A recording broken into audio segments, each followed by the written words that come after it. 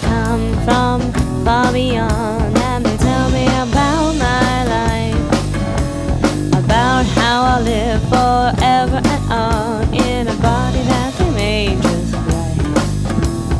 They have taken me, they have taken me again. They were here, they were here, they are here.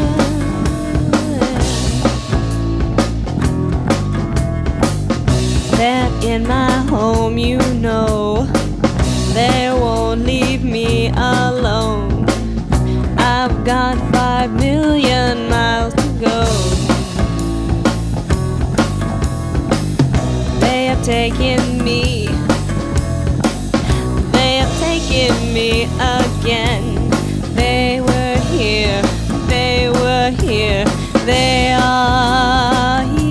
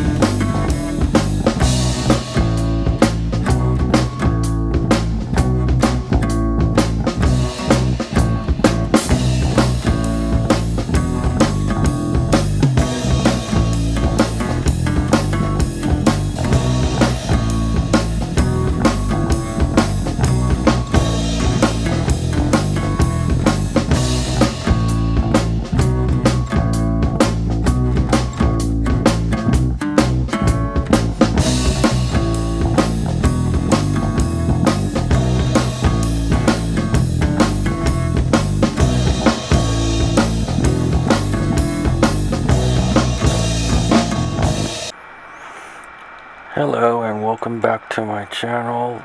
If this is a Patreon or a paid per view, you've reached the portion that is the lecture portion. If this is cut into like the YouTube video, I think some of the YouTubes are monetized. So I'm going to go over some basics here. What the universe is. The universe is defined as the furthest observable sphere and a little bit outside. And what they're saying now is that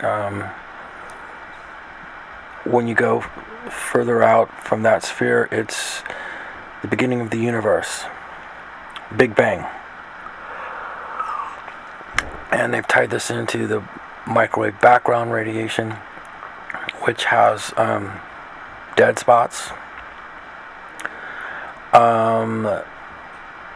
So there's also people trying to prove different shapes of the universe besides the sphere. Anyway, there's been detected gravity waves. So this led me to believe that our light matter and the matter and energy that we're able to detect and observe is some kind of a stream we're riding on. We're riding on some waves, and we're only seeing the observable uniform that's on our jet emission, right? And so all the rest that are not in our particular emission is the dark energy, dark matter. Okay. So there's theories of parallel universes. The recent one is that antimatter and matter are balanced, except that if you have antimatter, it's going back in time. So be careful when you are experimenting around with some of these things. That's just one discussion of a parallel universe. So before the gravity waves, they thought gravity went into another dimension and it was instantaneous to us. But those mathematical proofs are still valid, so there's possibility that these other dimensions are somehow in our universe somehow, right? I don't know, feedback. So I'm going to get into Euler's constant and how that ties in with pi, and with that you get a spiral motion.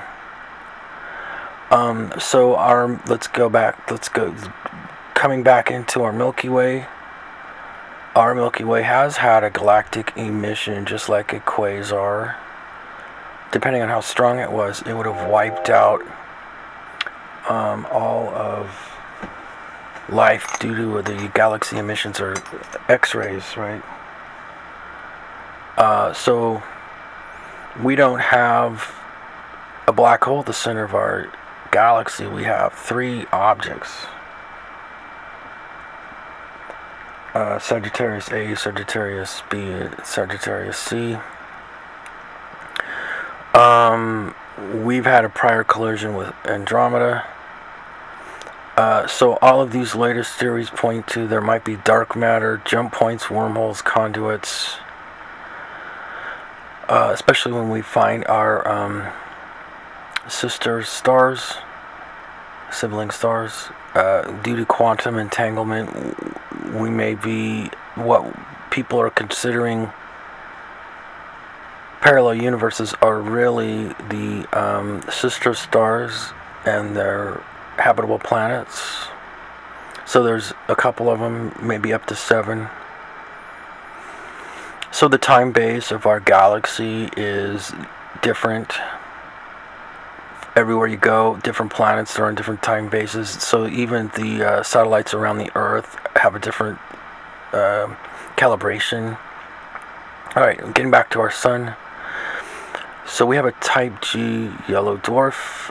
We don't have a companion right now. People have been looking for a brown dwarf companion. Because of the way that the outer solar system moves. So more and more the outer solar system is getting to be half the distance to the nearest star, Proxima Centauri, which coincidentally has 3 stars. So Proxima may be our binary red dwarf, and the other 2 Alpha Centauri suns belong to them, right? So Proxima Centauri has a habitable zone planet, right? What's really weird, you never hear any of these alien stories where the aliens aren't coming from Alpha Centauri. That would be the closest place. When I got my first telescope time, I just pointed to the nearest stars on the roof of San Francisco State, and I saw binary stars everywhere. And we don't have a binary. So the sibling stars to R, I was alluded to that before. If there's going to be a stargate or a natural stargate inside the dark matter or dark energy, it would be to our sibling stars. They have similar prismatic wavelengths of the composition, like yttrium and stuff like that. If you point a prism to a star, you get a different, besides the red shifting and blue shifting, we're talking about the spectrum. So you look around, and a quarter of a turn away from the galaxy, we have our stars traveling with us. So some of these asteroids that are traveling apparently match the velocity of as if there are sibling stars, right? So we have HD 162826 and HD 186302. 2 sibling stars. There's up to 7 of these sibling stars. So the galaxy's rotating. So a quarter of a turn, the galaxy ago, a nebula formed our star and a bunch of stars, right? So those are of great interest because there's going to be habitable planets there in life just like us, and they're quantum entangled with us. So our Earth is going into an ice age pretty soon. All the bleaching of the coral is happening because we have increased carbon dioxide emissions.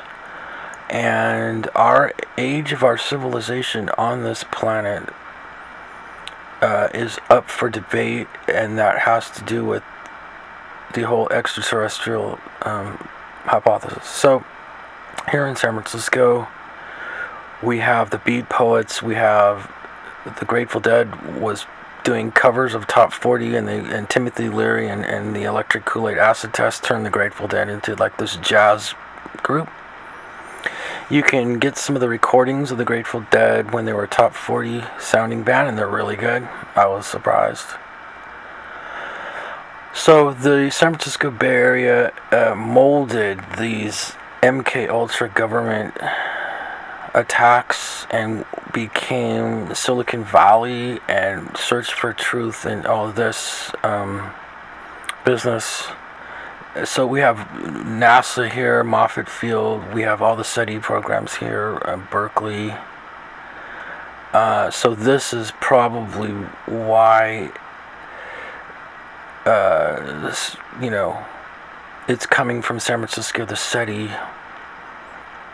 So there, and so forth. So the list for alien life, I have like a little top 10 list, probably up to 15. I'm going to be going over those in depth.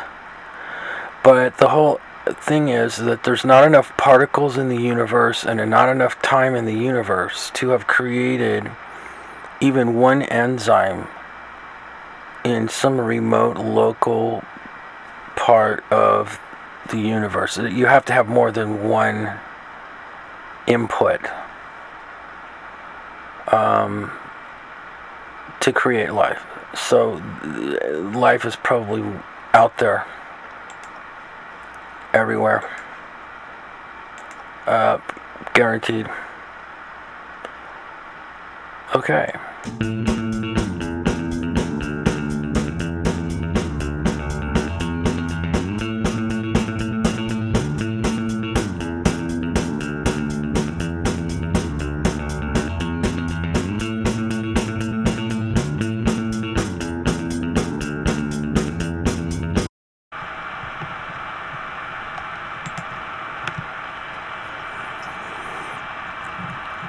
Hello and welcome back from the commercial break.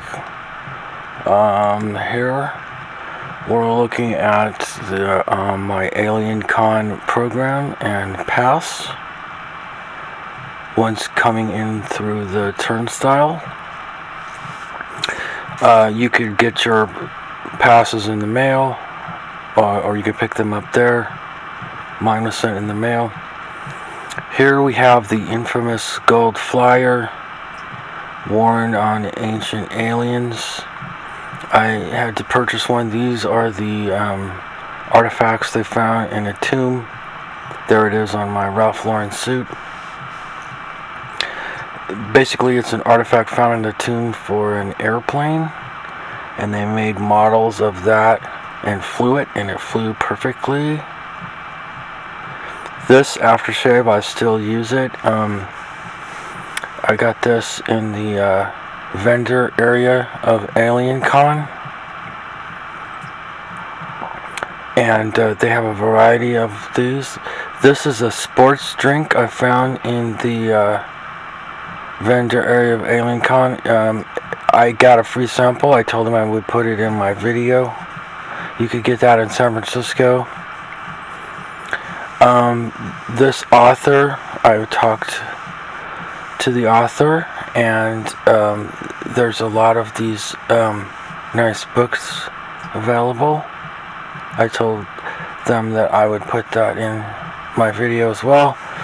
there's a lot of these alien-themed t-shirts, as you can imagine, at AlienCon. Lots of these t-shirts. I browsed t-shirts. Of course, I bought all kinds of buttons. Star Trek, Star Wars. So Star Trek is a Type 2 civilization. Star Wars is a Type 3 civilization. So this is when the video for Surfest and the History Channel went ahead and did a special, which we got to see before it aired on television, which is many would tell you worth the price of admission. And when we were seeing the preview video, television shows, you can't photograph beyond a certain point. So I got some authentic Mexican food near the LA Staples area. It was really good. I actually saw a Hispanic Latino family eating there. So these are some presentations. That's Seth, I believe, from SETI.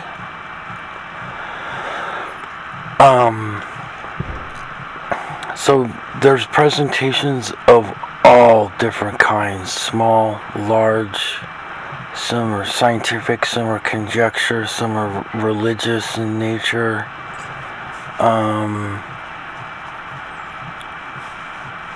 Here's like a medium-sized presentation. Like they don't want like B-roll films circulating on the internet. An occasional picture here and there, as long as it's like not violating any content. I'm just giving this as so people could see what it's like to go there, because it's so intriguing to go to these conventions. And what you get is all these presentations of, for example, that Tic Tac video. Later, when I went to UFOCon, after AlienCon, the actual witness from the Tic Tac video was at UFOCon. So here at AlienCon, in this, we got to see the video and the analysis of the video. And here's another hall. So these are all standing room only when the presentations start. Look at how many people. It's packed in these giant halls. So no longer fringe. Here's like a medium-sized or a smaller presentation at AlienCon.